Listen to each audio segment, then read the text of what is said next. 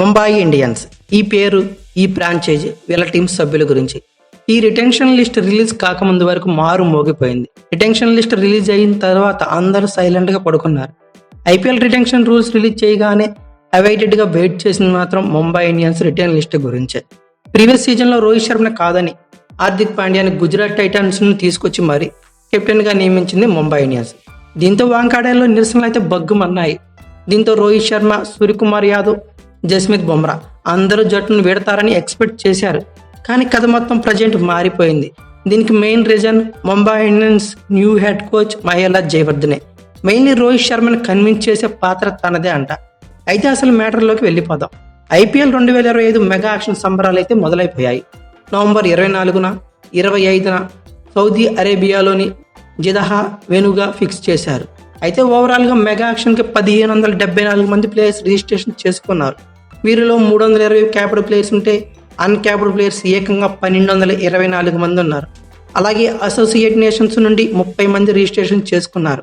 ఓవరాల్గా 1534 రిజిస్ట్రేషన్లో వేకెన్సీ ఉంది మాత్రం కేవలం 204 స్లాట్స్ మాత్రమే. దీన్ని బట్టే అర్థం చేసుకోవచ్చు ఐపీఎల్ మెగా యాక్షన్ ఒక రేంజ్లో ఉండటం పక్కా అని. అందులోనూ ముంబై ఇండియన్స్ రిటెన్షన్ అలాగే ఆక్షన్ మీద చాలా ఆసక్తి కూడా నెలకొని ఉంది. అందుకే ఓవరాల్గా ఈరోజు వీడియో అయితే మాత్రం ముంబై ఇండియన్స్ గురించి. ప్రీవియస్గా ఆర్సీబీ అలాగే ఎస్ఆర్హెచ్, సిఎస్కే, ఈరోజు పంజాబ్ కింగ్స్ గురించి ఒక వీడియో సెట్ చేసేసుకున్నాం. వాళ్ళ టార్గెట్ ప్లేయర్స్ ఎవరనేది అన్నిటి గురించి చేసుకున్నాం. నేను ఎక్స్పెక్ట్ చేసిన దానికంటే బెస్ట్ వ్యూస్ వచ్చినాయి. మెయిన్లీ సజెషన్స్, కామెంట్స్ అయితే వేరే లెవెల్ అని చెప్పుకోవచ్చు. నియర్లీ 15 నుండి 20% వరకు రెస్పాండ్ అయ్యారు. అది నాకు బాగా నచ్చింది. సో ఇదంతా గుడ్ థింగ్. నా ఫ్యూచర్ వీడియోస్కి ఈ కామెంట్స్ అనేవి చాలా హెల్ప్ అవుతున్నాయి. అలానే ఈ వీడియో కూడా మీ రెస్పాన్స్ని ఎక్స్పెక్ట్ చేస్తున్నా. అయితే ఈరోజు ముంబై ఇండియన్స్ వీడియోలో ముంబై ఇండియన్స్ ఎవరిని రిటైన్ చేసుకుంది, వాళ్ళ పర్స్ వాల్యూ ఎంత ఉంది, రిటైన్ ప్లేయర్స్ యొక్క ఫీడ్బ్యాక్ ఏంటి, అలానే ఎవరిని రిలీజ్ చేసింది, ఐపీఎల్ మెగా యాక్షన్లో ఎవరిని టార్గెట్ చేయబోతున్నారు, కెప్టెన్సీలో ఏమైనా మార్పులు ఎక్స్పెక్ట్ చేయొచ్చా, అన్నిటి గురించి కంప్లీట్గా డిస్కషన్ అయితే చేద్దాం. అయితే ముంబై ఇండియన్స్ 5 కోర్ ప్లేయర్స్ని, అది కూడా ఇండియన్ ప్లేయర్స్ని రిటైన్ చేసుకుంది. ఇది బెస్ట్ థింగ్ అనే చెప్పుకోవచ్చు. అందులోని ఎక్స్ట్రీమ్లీ వెల్ పెర్ఫార్మ్డ్ ప్లేయర్సే ఉన్నారు.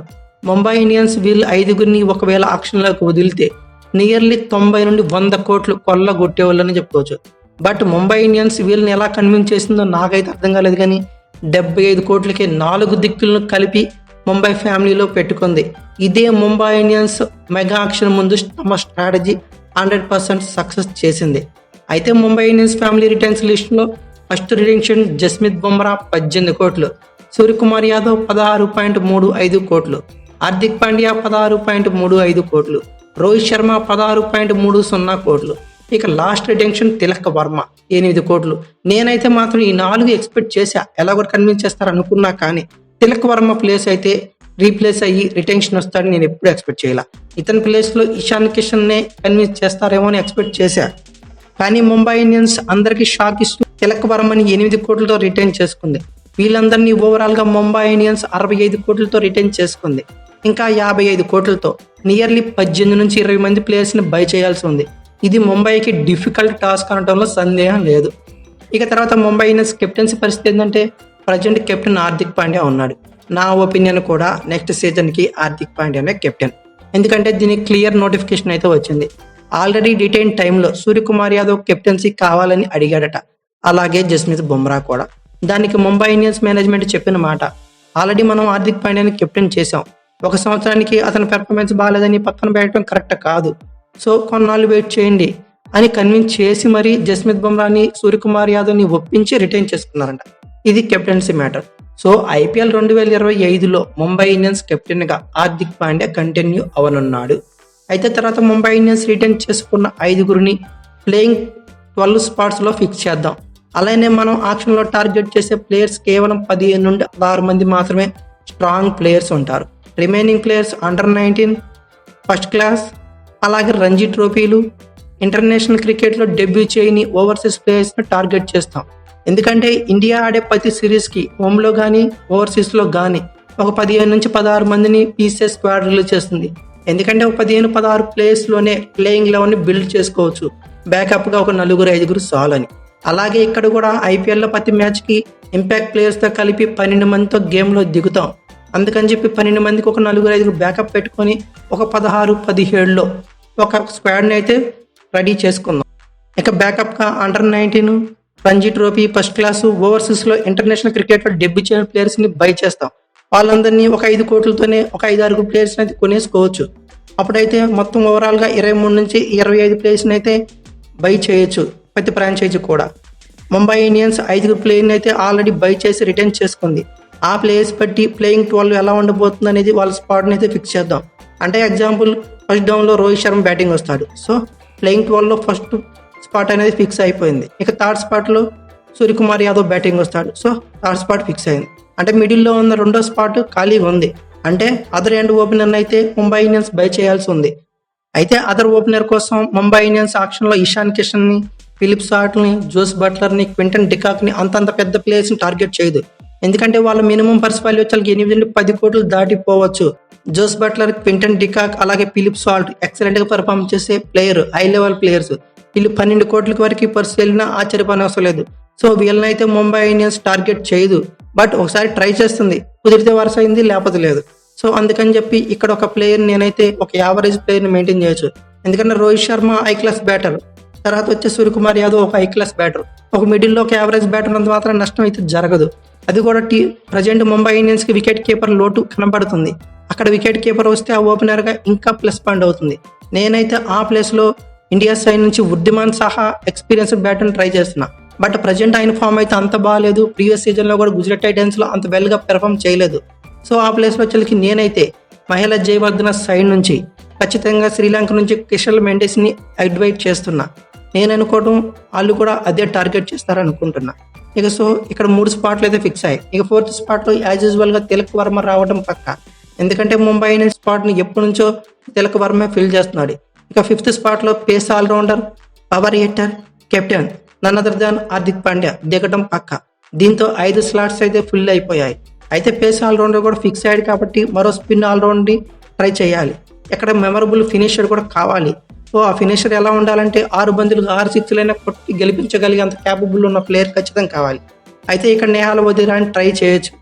అన్క్యాప్డ్ ప్లేయర్గా రీటైన్ చేసుకోవచ్చు, ఆర్టీఎం కార్డుని యూజ్ చేసుకోవచ్చు. బట్ ఇతన్ని అయితే ట్రై చేస్తారా అంటే ఖచ్చితంగా ఆ ప్లేస్ తీసుకోవచ్చు, కానీ అతన్ని ఫిల్ చేయడానికి నేనైతే అనుకున్నా.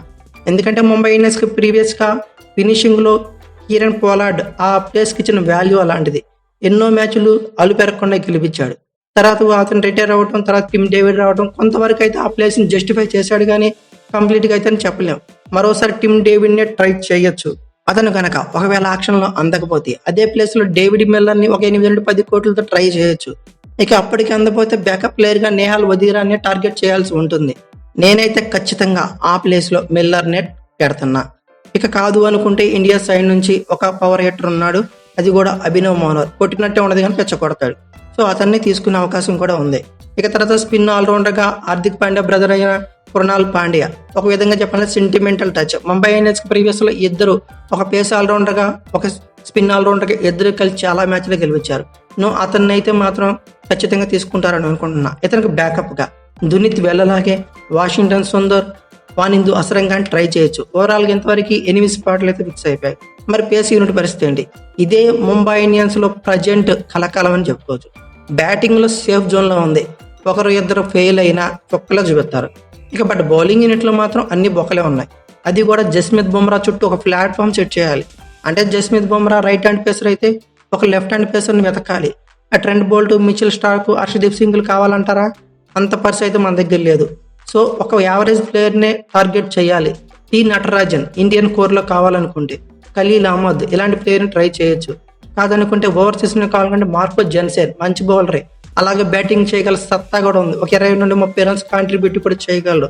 నేనైతే నా స్పాట్లో లెఫ్ట్ హ్యాండ్ పేసర్గా అతన్నే టార్గెట్ చేసి అతన్నే ప్లేయింగ్ 12లో ఫిక్స్ చేస్తున్నా. ఒకవేళ మార్కో జెన్సెన్ కూడా అందకపోతే టీ నటరాజన్నే ఖచ్చితంగా ట్రై చేయొచ్చు. ఇది పేస్ యూనిట్ గురించి. అలాగే ఒక ఆర్టీఎం కార్డు యూజ్ చేసుకొని ఆకాష్ మద్వాల్ని ట్రై చేయొచ్చు. ఇక అలాగే స్పెషలిస్ట్ స్పిన్నర్ గురించి ఆలోచిస్తే ఆర్పిత్ బార్, కృష్ణప్ప గౌతమ్, నూర్ అహ్మద్, మయాంక్ మార్కండే లాంటి యావరేజ్ క్వాలిటీ స్పిన్నర్స్ని ట్రై చేయొచ్చు. వీడేంట్రా మరి స్పిన్నర్స్ ఇలాంటి పిచ్ వాళ్ళని తీసుకోవడం అనుకుంటున్నారేమో. ఎందుకంటే అది వాంకాడే స్టేడియం, అది స్పిన్నర్స్కి అసలు హెల్ప్ ఉండదు, ఫ్లాట్ వికెట్. ఒక క్వాలిటీ స్పిన్నర్ టార్గెట్ చేసుకోవాల్సినంత అవసరం అయితే లేవు. రవిచంద్రన్ అశ్విన్, మిచెల్ శాండర్, యజువేంద్ర చాహల్ అంతంత పెద్ద ప్లేయర్లు అయితే మనకు అవసరం లేదు. ఒక యావరేజ్ స్పిన్నర్ అయితే చాలు. తిలక్ వర్మ కూడా ఈ మధ్య బౌలింగ్ చేస్తున్నాడు. కృణాల్ పాండ్యా ఉన్నాడు. ఇక అలాగే మయాంక్ మార్కండే అయితే నేను టార్గెట్ చేస్తున్నా. కాదు ఒక ఓవర్సీస్ స్పిన్నర్ కావాలనుకుంటే నూర్ అహ్మద్ని తీసుకోవచ్చు. లేదనుకుంటే వానిందు అసరంగాన్ని టార్గెట్ చేయొచ్చు. వీళ్ళు కూడా 4-5 కోట్లు దొరికేస్తారు, భయం లేదు. ఇంకా బ్యాటింగ్ బ్యాకప్ చూస్తే అజింక్య రహానే టార్గెట్ చేయొచ్చు, 3-5 కోట్లు వచ్చేస్తారు. ఓవరాల్ గా వీళ్ళందరూ స్పాట్స్ అన్ని ఫిక్స్ చేసినాక ఒక 110 కోట్ల లోపే ఒక 14 ప్లేయర్స్ అయితే చేసుకోవచ్చు. తర్వాత 10 కోట్లతో ఒక 2 స్ట్రాంగ్ ప్లేయర్స్ ని, అలాగే under 19 Ranji, first class cricketer, international cricket లో డెబ్యూ చేయని ప్లేయర్స్ ని వేసుకుంటే మొత్తం 25 మంది స్పాట్స్ అయితే ఫిక్స్ అయిపోతాయి. అయితే నేను సిద్ధం చేసిన ఓవరాల్ గా మనం డిస్కస్ చేసిన ప్లేయింగ్ 12 ఒకసారి పరిశీలిద్దాం. రోహిత్ శర్మ 16.30 కోట్లు, కుశల్ మెండెస్ 3 కోట్లు, సూర్యకుమార్ యాదవ్ 16.35 కోట్లు, తిలక్ వర్మ 8 కోట్లు, హార్దిక్ పాండ్యా 16.35 కోట్లు, డేవిడ్ మిల్లర్ 8 కోట్లు, కృణాల్ పాండ్యా 4 కోట్లు, వానింగ్ అసురంగ 5 కోట్లు, మార్కో జన్సన్ 5 కోట్లు, జస్మిత్ బుమ్రా 18 కోట్లు, మయాంక్ మార్కండే 3 కోట్లు, నిహాల్ వదీరా ఒక 5 కోట్లు దొరకచ్చు, ఆకాశ్ మధ్వాల్ ఒక 4 కోట్లు దొరకచ్చు. ఓవరాల్ గా 110-115 లోపే దొరికేశారు. ఇక మనం అనుకున్నాం కదా అజింక్య రహానే అని, షార్దుల్ ఠాకూర్ అని, దునిత్ వెల్లాగి అని ఇలాంటి ప్లేయర్లను టార్గెట్ చేసుకుని బ్యాకప్ సెట్ చేసుకోవచ్చు. ఎందుకంటే ఇలా బ్యాటింగ్ యూనిట్లో ఎటువంటి టెన్షన్ పడాల్సిన అవసరం లేదు. ఖచ్చితంగా బౌలింగ్ యూనిట్ మీద ముంబై ఇండియన్స్ కాన్సన్ట్రేషన్ చేయాలని ఉంటుంది. ఎందుకంటే అక్కడే బ్యాక్ జోన్ లో కనబడుతుంది. ఒక జస్మిత్ బుమ్రా ఎంతవరకు టీంను లాక్కొస్తాడో మనం చెప్పలేం. తర్వాత హార్దిక్ పాండ్యా ఉన్నాడు తోడుగా. ఈ కృణాల్ పాండ్యా వస్తే ఆ లోటు కూడా కొంతవరకు జస్టిఫై చేయొచ్చు. ఇక అయితే ఓవరాల్ గా నా ప్లేయింగ్ 12 అయితే ఇది. మీ ఒపీనియన్ ప్రకారం ముంబై ఇండియన్స్ యొక్క ప్లేయింగ్ 12 ఎలా ఉంటుంది, ఎలాంటి ప్లేయర్స్ టార్గెట్ చేస్తారనుకున్నారు ఖచ్చితంగా కామెంట్ బాక్స్ లో పిన్ చేయండి. ఎందుకంటే ప్రీవియస్ వీడియోస్ కి మీరు చేసిన కామెంట్స్, సజెషన్స్ చాలా హెల్ప్ అయ్యాయి నాకు ఈ వీడియోలు చేస్తానికి. సో అలాంటి టచ్ మరొకసారి నాకు చూపిస్తారని నేనైతే అనుకుంటున్నా. ఏదో గుడ్ ఆర్ బ్యాడ్ తిట్టినా పర్వాలా కామెంట్ చేసేయండి బ్రో, ఏం పర్లేదు. ఈ వీడియో కనుక మీకు నచ్చినట్లయితే like, share, comment plus subscribe చేసుకోండి. అలాగే పక్కనే ఉన్న బెల్ ఐకాన్ నొక్కడం మాత్రం మర్చిపోకండి. Thank you for watching. Have a nice day.